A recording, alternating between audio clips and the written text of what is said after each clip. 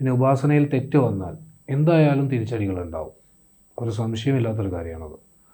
കാരണം ഒരാളെ വിളിച്ച് നമ്മൾ പിന്നെ ഈ ഉപാസന ഇല്ലാതെയാക്കാൻ ഒഴിവാക്കണം എന്നുള്ളൊരവസ്ഥ ഉണ്ടെങ്കിൽ നല്ലൊരു ഗുരു ഉണ്ടെങ്കിൽ അയാൾ പറഞ്ഞു തരും, ഇന്നതുപോലെ ചെയ്താൽ മതി. ആ ഉപാസനയും ആ ദേവതയും അതിലൂടെ പോകും. ടിപ്പു സ്വാമി, വെൽക്കം ടു ABC മലയാളം ജ്യോതിഷം. സ്വാമി, നമ്മൾ തന്നെ നമ്മുടെ ചാനലിൽ വരാഹിദേവിയെക്കുറിച്ച് ഒത്തിരി വീഡിയോസ് ചെയ്തിട്ടുണ്ട്. പക്ഷേ ഈ വരാഹിദേവിയെ ശരിക്കും എങ്ങനെയാണ് നമ്മൾ പ്രാർത്ഥിക്കേണ്ടത്? ഈ പ്രാർത്ഥന ഉപാസന ശരിയല്ലെങ്കിൽ അതിന് തിരിച്ചടി ഉണ്ടാവും. ഇത്തരത്തിലുള്ള ഒത്തിരി കമൻസ് ആയിട്ടും പല അഭിപ്രായങ്ങൾ നമ്മൾ പല സൈഡിൽ നിന്ന് കേട്ടായിരുന്നു. അപ്പോൾ നമ്മുടെ പ്രേക്ഷകർക്ക് വേണ്ടിയിട്ട് യഥാർത്ഥത്തിലെ വരാഹിദേവിയെ നമ്മൾ എങ്ങനെയാണ് പ്രാർത്ഥിക്കേണ്ടത്, അതിൻ്റെ രീതികൾ എന്തൊക്കെയാണെന്നൊന്ന് പറഞ്ഞു തരുമോ? വരാഹി എന്ന് പറയുന്നത് ദശമഹാവിദ്യകളിൽപ്പെട്ടൊരു ദേവതയാണ്. അതുകൊണ്ട് തന്നെ ഉഗ്രദേവിയാണ്, ഉഗ്രമൂർത്തിയാണ്.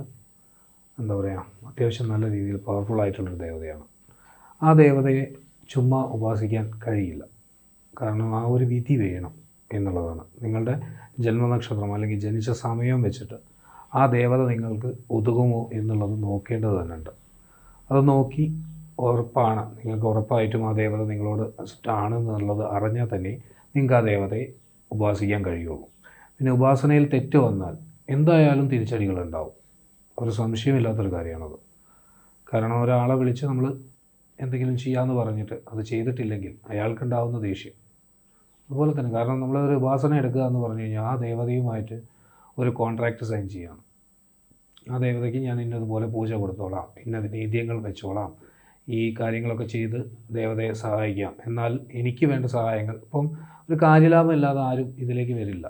എന്തെങ്കിലും ഒരു കാര്യലാഭം വേണം എങ്കിലേ ഉപാസന. കാരണം ഒരു ഗതിയും ഇല്ലാത്തൊരവസ്ഥയിൽ ഇരിക്കേണ്ട അവസ്ഥകൾ വരും ഉപാസന എടുക്കുന്ന സമയത്ത്. ജലപാനങ്ങളില്ലാതെ ചിലപ്പോൾ നമ്മളുടെ ഒരു രൂപ പോലും ഇല്ലാത്ത അവസ്ഥ വരെ വരും ഉപാസനാ സമയങ്ങളിൽ. ആ സമയങ്ങളിൽ ആ ഒരു അവസ്ഥകളൊക്കെ തരണം ചെയ്ത് മുന്നോട്ട് എത്തുന്ന സമയത്താണ് ദേവത നമ്മളിൽ പ്രസാദിക്കുന്നത്. ഈ പ്രസാദിച്ച് കഴിയുമ്പോൾ നമുക്ക് ആ വരങ്ങളും കാര്യങ്ങളും ഒക്കെ നമുക്ക് തരും. നമ്മളൊരാളുടെ പ്രശ്നങ്ങൾ അറിയാം. ആ പ്രശ്നങ്ങൾ കാണുമ്പോൾ തന്നെ ആ ഒരു വ്യക്തിയുടെ മുഖം കാണുന്ന സമയത്ത് അല്ലെങ്കിൽ ആ വ്യക്തിയുടെ പേര് കേൾക്കുന്ന സമയത്ത് ആ വ്യക്തിക്ക് ഇന്ന ബുദ്ധിമുട്ടുകളുണ്ട് എന്ന് നമുക്ക് കേൾക്കുന്ന പോലെ തോന്നലുകളായിരിക്കാം. പക്ഷേ ആ കേൾക്കുന്നത് ശരിയായിട്ട് മാറാറുണ്ടെന്നാൽ ശരിയാവാറുണ്ട്. അപ്പോൾ ആ ഒരു അവസ്ഥയിൽ അയാൾക്ക് വേണ്ട ബുദ്ധിമുട്ടുകൾ എന്തൊക്കെയാണെന്ന് മനസ്സിലാക്കി തരുന്ന ആ ദേവതയാണ്. ഈ ദേവതയെ നമ്മൾ ഉപാസിച്ച് നമ്മൾ ആ ഒരു അവസ്ഥയിൽ എത്തിക്കഴിയുന്ന സമയത്ത് നമ്മൾ ഈ ദേവതയെ സ്വീകരിക്കുന്നില്ല അല്ലെങ്കിൽ ദേവതയെ ശരിയായ രീതിയിൽ നോക്കുന്നില്ലെങ്കിൽ ഉറപ്പായിട്ടും അതിന് തിരിച്ചടികളുണ്ട്. പിന്നെ എല്ലാവർക്കും ഒരുപോലെ ചെയ്യാൻ പറ്റുന്നൊരു കാര്യമല്ല ഉപാസന എന്ന് പറയുന്നത്. അതിന് ജന്മജന്മാന്തരമായിട്ടുള്ള പുണ്യങ്ങൾ നമ്മളിലുണ്ടെങ്കിൽ തന്നെ ദേവതയെ നമുക്ക് സ്വായക്തമാക്കാൻ കഴിയുള്ളൂ. ഓടിപ്പോയി ഞാൻ ഉപാസകനാണെന്ന് പറഞ്ഞു കഴിഞ്ഞാൽ ഒന്നും ചെയ്യാൻ കഴിയില്ല. അത് വലിയൊരു കാര്യം തന്നെയാണ്. പിന്നെ ഈ ദേവതയെ വാത്താളി അല്ലെങ്കിൽ വാരാഹി, പന്നിമുഖി എന്നെല്ലാം പേരുകളുണ്ട്. ഈ പേരുകളൊക്കെ ഉണ്ടെങ്കിൽ മറ്റുള്ള ദേവതകളെ ഇതിനേക്കാൾ വലുതാണ് മറ്റൊരു ദേവത എന്ന് പറയാൻ പറ്റില്ല. ഒരു ഉപാസകന് ഇപ്പം വാർത്താളി ഉപാസകനാണെങ്കിൽ അവൻ ഏറ്റവും വലിയ ദേവത അല്ലെങ്കിൽ ഏറ്റവും അടുത്ത ദേവത എന്ന് പറഞ്ഞാൽ വാർത്താളി തന്നെയാണ്. ഇപ്പോൾ വിഷ്ണുമായ ഉപാസകനാണെങ്കിൽ അവൻ്റെ ദേവത ഏറ്റവും വലിയ ദേവത വിഷ്ണുമായ തന്നെയാണ്. അതിൻ്റെ മുകളിലേക്കൊരു ദേവത ഇല്ല. അങ്ങനെ ഉറച്ച് വിശ്വസിക്കാൻ കഴിയുന്ന ഒരവസ്ഥയിലേക്ക് വരണം. പിന്നെ ഇന്നത്തെ കാലത്ത് എല്ലാവരും ഓടി ചെല്ലുന്നത് എന്താ പറയുക, സ്വന്തം ആവശ്യങ്ങൾ വരുമ്പോൾ ദേവനെ വിളിക്കാനാണ്. നമ്മൾക്ക് നല്ല ആരോഗ്യവും നല്ല സൗന്ദര്യവും നല്ല ചുറ്റുപാടും ഉണ്ടാകുമ്പോൾ നമ്മൾ ഒരിക്കലും ദേവനെ വിളിക്കില്ല, അല്ലേ? ആ സമയത്ത് ദേവനെ വിളിക്കാതെ ഗതികെടുന്ന സമയത്താണ് നമ്മൾ വിളിക്കുക. 10 വിളി വിളിച്ചു നോക്കും, അതും അത്രയും ഗതികെട്ടിട്ടാണ് വിളിക്കുന്നത്. ഈ 10 വിളി വിളിച്ചു കഴിഞ്ഞിട്ട് ദേവത കേൾക്കുന്നില്ല എന്ന് നമ്മൾ മനസ്സിലാക്കുന്നൊരു സമയം വരും. അപ്പോൾ ദേവതയെ ചീത്തയും വിളിക്കും.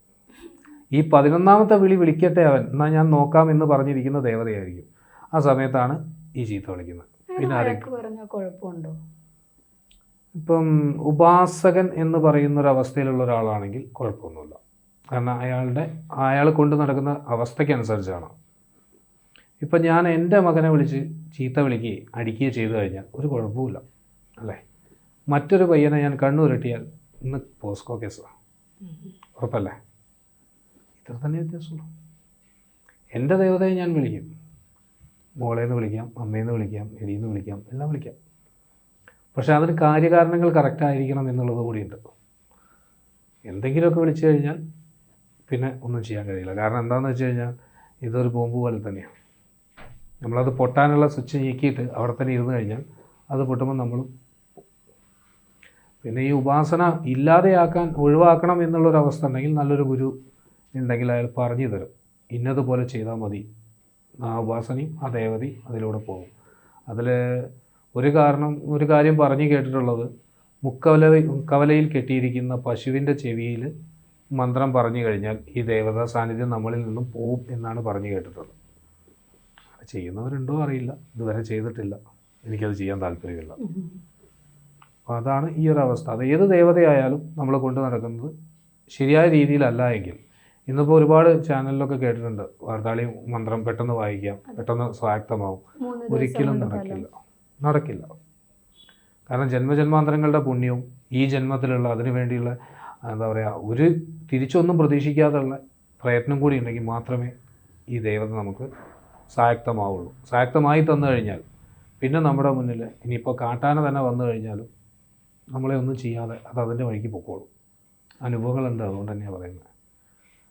നേരെ മറിച്ച് അല്ലാത്തൊരു പക്ഷം തിരിച്ചടികൾ കിട്ടുകയും ചെയ്യും. അത് നമ്മളെങ്ങനെയാണ് ഇപ്പം 8 മണിക്ക് ശേഷമാണ് വരാഹി ദേവിയെ പ്രാർത്ഥിക്കേണ്ടതെന്നൊക്കെ കേട്ടിട്ടുണ്ട്. അതെങ്ങനെയാണ് കറക്റ്റായിട്ട് ചെയ്യേണ്ട രീതി? വാർത്താളി ഉപാസകൻ എന്ന് പറയുമ്പോൾ അവൻ്റെ ശരീരത്തിലും മനസ്സിലും എപ്പോഴും വാർത്താളിയാണ്.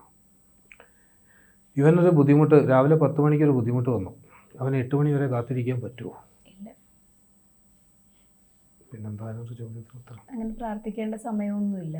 അങ്ങനെ പ്രാർത്ഥിക്കേണ്ട സമയം എന്നുള്ള കാര്യം എനിക്ക് കേട്ടില്ല. ഞാനിപ്പോഴും ഈ വാർത്താളി മന്ത്രം ജപിക്കാൻ ഞാൻ തയ്യാറാണ്. കാരണം ഞാൻ ആ ഉപാസകനെ സ്വീകരിച്ച അല്ലെങ്കിൽ ഒരു സേവ സ്വീകരിച്ച ഒരാളാണ്. ഈ സമയത്ത് ഞാൻ ചെയ്യാൻ, ഇപ്പോൾ 11 മണിയല്ലേ ആയിട്ടുള്ളൂ, ഈ സമയത്ത് ഞാൻ ചെയ്യാൻ താല്പര്യമാണ്.